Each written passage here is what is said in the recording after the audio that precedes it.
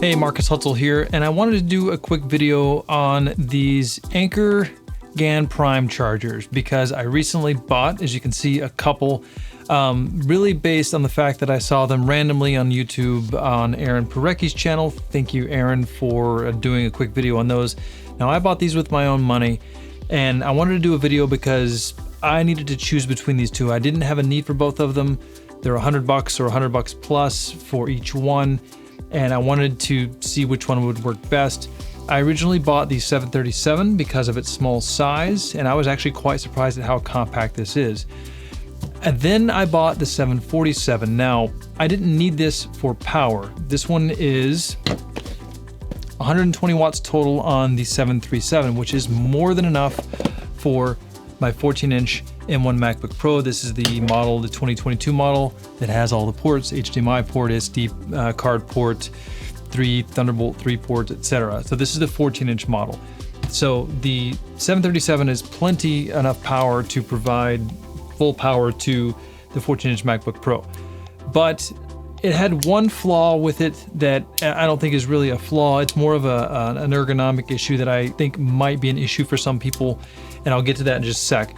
So I bought the 747 because I think this solves what I needed it to solve.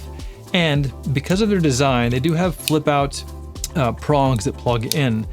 And this one being slightly long and the prongs being on the end instead of on the side, this is obviously really good if you're going to plug into a power strip and have it sit vertically and have the cables come out the top. However, if you notice Apple's design of their chargers, they've always had the prongs flip out here. And when you put these into an outlet, the bottom of the charger sits against the wall, and it's harder for these to pull out of the outlet. And the 747 is designed very similarly in more of a square design, so it will do the same thing. You plug it into the outlet and it will provide some strain relief so it won't pull out. I thought the 737 was probably going to have a problem in terms of will it actually stay in the outlet if you're plugging it into the wall horizontally, because it is actually longer than the 747. Its center of gravity is further out, then you've got cables coming out of the back. If you plug this in, depending on the age of the outlet and how well it grips the prongs, I thought this was probably going to pop out. And actually, in some of the outlets around my house, I tried this and it did want to slip out fairly easily. And I think if you're traveling, say in a hotel, and you can only really, have a wall socket perhaps, or maybe even in your home if that's all you have, the 737 might pose a bit of a problem plugging directly into the wall. So I was a little afraid that the 747 was going to be too large, like I wouldn't want to carry it around. However, these are my two Apple chargers. This one is the 96 watt that goes with and came with my Apple 14-inch M1 MacBook Pro. This is the 61 watt that came with my 2021 M1 MacBook Pro. So this is the very first M1 MacBook Pro, the 13-inch that only has the 2 USB-C ports or Thunderbolt ports on the side, and its charger that came with this one. So this is the smaller of my chargers, but the 747, as you can see, is actually even smaller than my smallest Apple adapter. It's just a hair thicker. It's not even 1/4 of an inch thicker. So if we do this, maybe I'll throw in some B-roll of a top-down shot, maybe I won't. I guess you'll find out when you watch this. But basically, they're about the same thickness. As you can see, the 747 is smaller than even my 13-inch M1 MacBook Pro's charger, and it's definitely smaller than the 96 watt that came with my 14-inch M1 MacBook Pro. And remember that neither of these models have internal batteries. These models both require you to plug them into an external power source like your regular wall outlet to be able to pass that power along to your devices. So both models actually do ship with this silicone stabilizer piece, which is meant to go on the end like so and help this stay in the wall via the suction cups.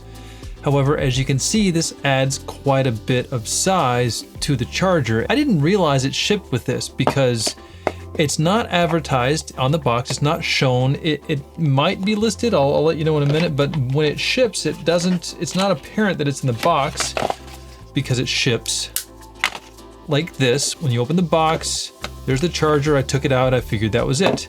However, if you lift this up, I may have not been aware because I think it was actually suction cupped down there and I wasn't aware it was in there.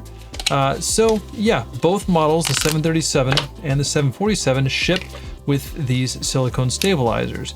But again, the Apple ones don't have to have that. They're secure in themselves. And even though I didn't see this in the 737 box and I didn't get a chance to test it, at least Anker thought of it. They thought of something to help your charger stay in the wall. But I'm just not a big fan of suction cups. I find that various things over the years with suction cups, for me, they didn't last. The suction, either they got dirty, they got worn out, and it didn't stick. You know, this one seems to work pretty well, but this is also now something else I'm gonna have to remember to take. It adds size and just more stuff I have to put in my bag. And when you add this, you lose the size benefits of buying a smaller charger.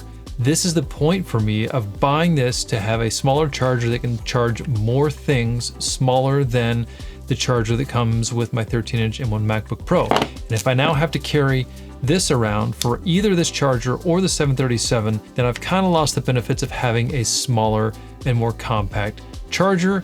And so honestly, I'm not going to carry this around, and I don't think I would carry it around for the 737 either. But that's my choice and how I feel about it. Your mileage may vary.